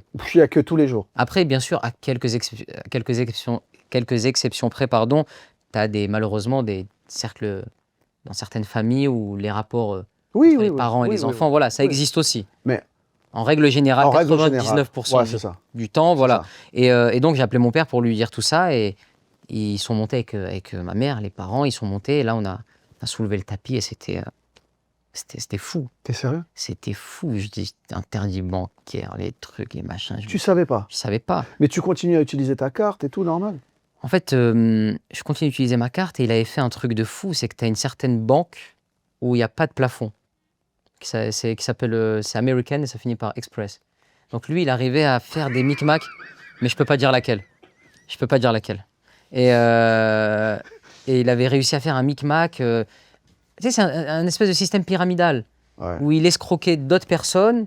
Et avec... T'es pas le seul. Non, non. Ah, c'est une organisation. Oui, oui, bien sûr. Ah, et, oui. machin, et donc c'est parti tellement loin, ça m'a mis dans des histoires de trucs. Moi qui arrivais de province, qui connaissais rien à Paris, il avait fait des promesses à des gens de Paris en leur disant sur le prochain spectacle de ma ligue, vous allez bosser avec lui, vous allez vous occuper de la production, de ça. Et après lui, quand il s'est fait gauler la main dans le sac à m'escroquer, il est parti. Et tous les gens à qui il a fait des promesses Ils sont revenus vers sont venus vers moi. Ils m'ont dit comment on fait maintenant, on a vu que tu avais un nouveau spectacle. J'ai dit mais moi je sais pas moi. Et en fait, c'est tout ce truc quand tu arrives à Paris où on te dit attention, tu peux te faire avoir, ne donne pas ta confiance à n'importe qui, ou toi tu te crois plus malin, tu dis mais moi avant que ça m'arrive, ça y est, je connais. Mais excuse-moi, parce que moi, c'est la première chose qui me vient en tête, là. C'est deux choses. C'est, petit 1, est-ce que tu as réussi à t'entretenir avec lui? Petit 2, est-ce que tu as réussi à récupérer ton argent? Parce qu'à un moment donné, il faut le récupérer. Alors, la première question, je n'ai jamais réussi depuis avoir reçu ce courrier, je n'ai jamais réussi à l'avoir en face Que de ce moi. soit lui ou son frère. Personne. Disparition totale. Et c'est marrant, un jour, quelqu'un m'a... À quel moment j'ai compris que c'était une folie ce qui se passe autour de moi? C'est un pote qui m'a dit, je vais te poser 2 questions concernant cet escroc. Quel est son métier et il habite où? Et j'ai fait ça. Tu sais même pas ça. C'est fou, je donne C'est ma ouf. vie entre les mains de C'est quelqu'un. ouf. C'est ouf. Je sais même pas où il habite et ce qu'il fait dans la vie, c'est quoi son métier. Et là, j'ai dit, waouh. Et l'argent, non. Je n'ai pas récupéré l'argent. En fait, ce que je voulais, on s'est battu, il y a eu avec des avocats, je voulais juste être en règle avec les impôts. Je dis, redonnez-moi juste ce que je dois aux impôts et l'argent. Donc, ils t'ont fait des paliers, tout ça pour...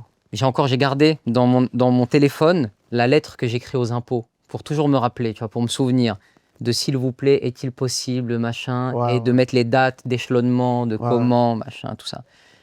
Pour avoir une trace et me dire, n'oublie jamais, tu vois, ce truc-là. Et après, par la suite, j'ai jamais eu autant de succès que lorsque je suis sorti de ce truc-là. Parce que l'argent n'a jamais été mon moteur et j'aurais pu me battre des mois et des mois avec les avocats, les trucs. Mais on n'est pas plus heureux qu'en ayant sa liberté mentale. Enfin, je sais pas comment on pourrait appeler ça, mais tu vois, d'être délesté d'un poids. Et ce truc-là d'escroquerie, c'était un poids pour moi et je voulais m'en débarrasser pour pouvoir repartir en écriture, faire des choses, proposer des choses. Et quand j'ai été libéré de tout ça, que j'étais en règle avec les impôts, je me suis dit, OK, maintenant, je suis bien. Et c'est là que ça a commencé à repartir de plus belle. Mais je crois que... Enfin, moi, je l'ai appris aussi un peu, plus ou moins à mes dépens. Et puis toi, je crois que quand on fait ce métier, l'entourage est tout aussi important que ce qu'on fait. Exactement. Et il a mis combien de temps ton entourage avant de se créer? Tu crois que... Est-ce que tu as toujours eu le même entourage ou est-ce que tu as eu des déceptions toi aussi avec Grosse ta carrière? déception.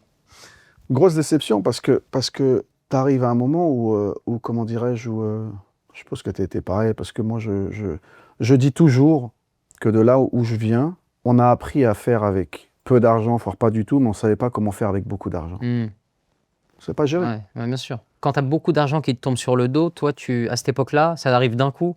Ouais, tu sais pas, tu te dis, mais mince, comment en fait, d'accord?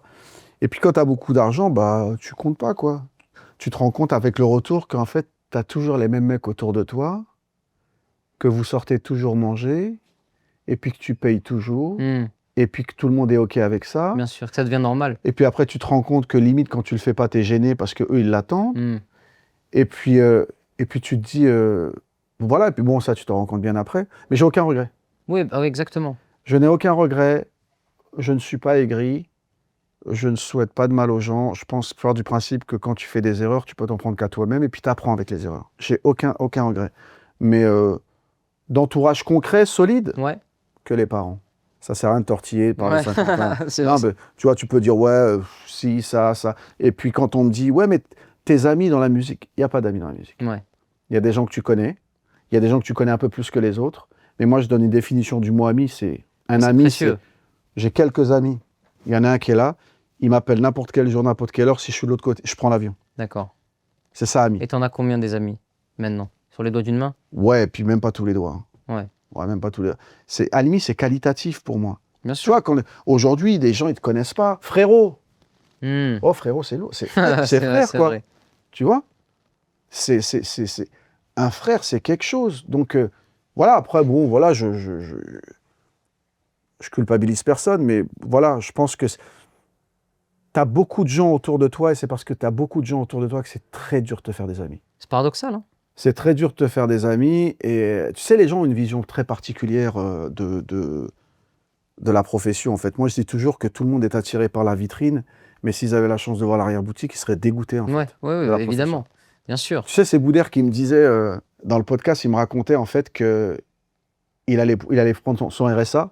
T'as des mecs qui le voient, il était dans la voiture de son père, genre, voiture à l'ancienne, tu vois. Et il le voit, il fait, ah, Boudère, malin, tu mets de côté, hein.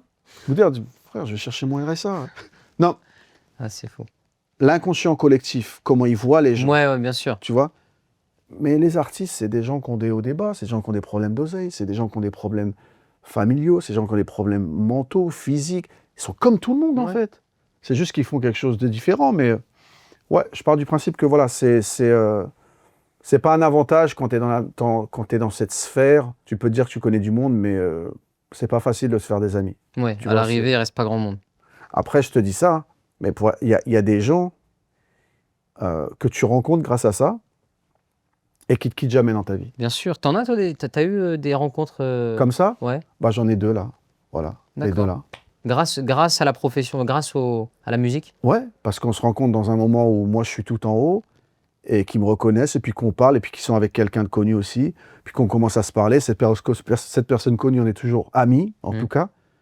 Bah, ça fait plus de 30 ans, ils sont là et Oui, c'est ça. Tout n'est droit pas. quoi. Tu vois, tu vois, et on n'a pas besoin, pendant un moment, on ne s'est pas parlé, mais quand on se revoit, parce que j'étais à l'étranger, quand on se revoit, c'est comme si tu avais enlevé t'avais appuyé sur la touche pause, Ouais. puis ça repart comme c'était. Oui, c'est ça. T'as pas d'explication à donner. Non, Ça repart. Ouais, bien non, sûr. non, non, non. T'as pas besoin d'avoir grandi avec des mecs pour être bien avec eux. C'est pas obligé d'être ton sang pour être bien avec eux. C'est juste des histoires de connexion. Et je te dis, plus de 30 ans, ils sont là. Et pour moi, vraiment pour moi, c'est comme de la famille, quoi. Ouais, oui, bien sûr. Tu vois, c'est pas la fréquence des fréquentations qui fait que... C'est pas parce que tu le vois tous les jours que c'est ton frère. Ça n'a rien à voir. C'est la qualité de la La relation. relation. Mais je trouve aussi que quand on démarre un peu dans ce métier, il y a ce sentiment d'appartenance, d'appartenir à un groupe où tu as l'impression que tu es plus fort parce que tu appartiens à une équipe ou à un groupe ou à une team. Et tu te rends compte avec le temps que tu n'es jamais aussi fort que quand tu t'écoutes toi et que tu es Exactement. solide sur tes Bah, regarde. appuis. Bah, je veux pas trahir quoi que ce soit, mais pour moi, t'as jamais été plus fort que quand tu as été seul avec Pascal Pro, là. Ouais, ouais, ouais, bien sûr, bien sûr. C'est vrai, T'as c'est vrai, jamais, c'est vrai. sur une vidéo, tu n'as jamais fait autant de millions. Non, non, non, parce que je me Ouais. suis écouté. Et d'ailleurs, c'est ce qu'il faut dire aussi aux nouvelles générations et aux jeunes qui veulent se lancer, soit dans la musique, soit dans l'humour. Écoutez-vous, parce que tu as souvent tendance à... Tu sais, tu as dû le vivre, ça, quand tu arrives dans un bureau d'un grand producteur et tu vois sur les murs tous les disques d'or, Ouais, les ouais. disques de diamant, et tu dis, oh, putain, lui, il va me dire des trucs, c'est sûr que je serai le prochain, là, les trucs. Et donc, il peut te dire ce qu'il veut, tu vas l'écouter. Ouais, je te verrais bien avec un jean moulant, avec un haut bleu. Soit tu arrives le lendemain, tu as un jean moulant avec un haut bleu et tu es là, ouais. Et en fait, non, toi, tu as envie d'être avec un baggy jaune et une casquette. Et ben non, parce que tu as écouté. Donc, écoutez-vous. Mais tu fais ça, Malik, c'est quoi ça? Quand tu vas chez le producteur qui a tous les disques d'or, ce qu'il faut comprendre, moi, ce que j'ai compris et ce que je dis, c'est qu'il a aucune compétence, le mec. Il connaît rien à la musique. Il a eu l'opportunité de rencontrer des artistes qui savaient ce qu'ils faisaient, qui faisaient de la musique de qualité, et il les a signés. Mais Ouais, lui, s'il était aussi fort que ça, il serait dans un studio et puis il c'est ferait des ça, disques d'or. c'est ça. Mais il le fait pas. Tu sais, c'est comme Skyrock. À un moment donné, quand même, cette radio, le président de cette radio, avait l'audace de demander à des artistes et disait aux artistes, ouais, moi, j'aime pas ça. Il faudrait que tu changes le refrain, que là, tu m'en fasses un 12 mesures, et retourner. Mais tu te rends compte de l'audace. Mais Kamel, je suis en plein dedans. C'est marrant que tu me parles de ça. Je suis en plein dedans en ce moment. Alors, je ne vais pas mettre tout le monde dans le même panier, mais aujourd'hui, on est dans... Il y a les plateformes.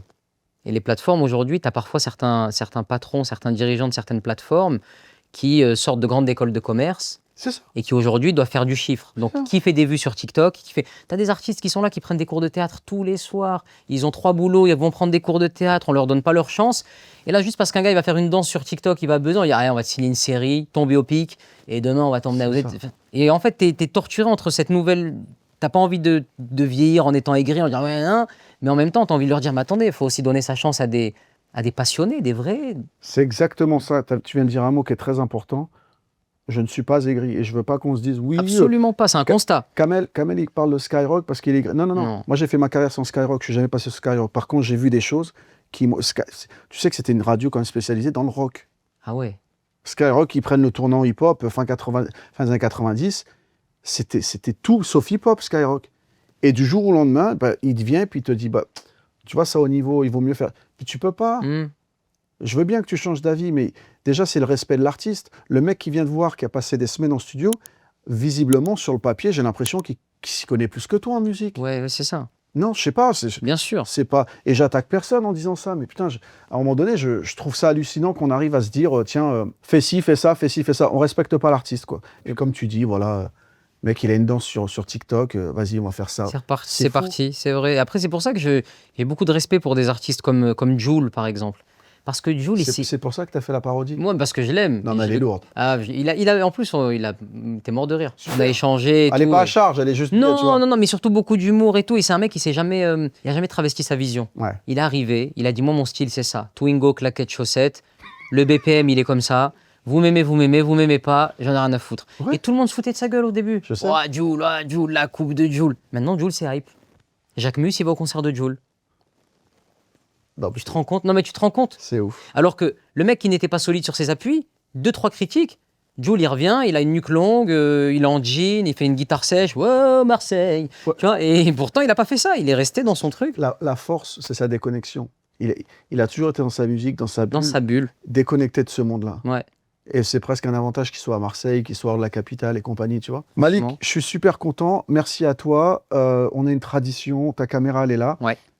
Le mot de la fin, il est pour toi. Ça peut être ton expérience ici sur le podcast, ou tu peux dire ce que tu veux. Ça peut durer 30 secondes, 3 minutes, c'est toi qui vois. Ok. Tu gères. J'ai été très heureux d'être dans ce podcast, que je suis depuis le début. Donc ça y est, j'ai été respectisé. Merci infiniment. Prenez soin de vous. C'est souvent une phrase... qu'on dit, c'est une formule de politesse qui veut tout dire et rien dire, mais prenez soin de vous, prenez soin de votre santé mentale, dites aux gens que vous les aimez, ils sont pas là éternellement, et surtout, aimons-nous les uns les autres, bordel de merde. C'est pas si difficile. Malik, merci, c'était Malik Bentala dans le podcast Respect, on se revoit très vite avec un nouveau numéro, merci, au revoir, ciao. Ciao. Respect.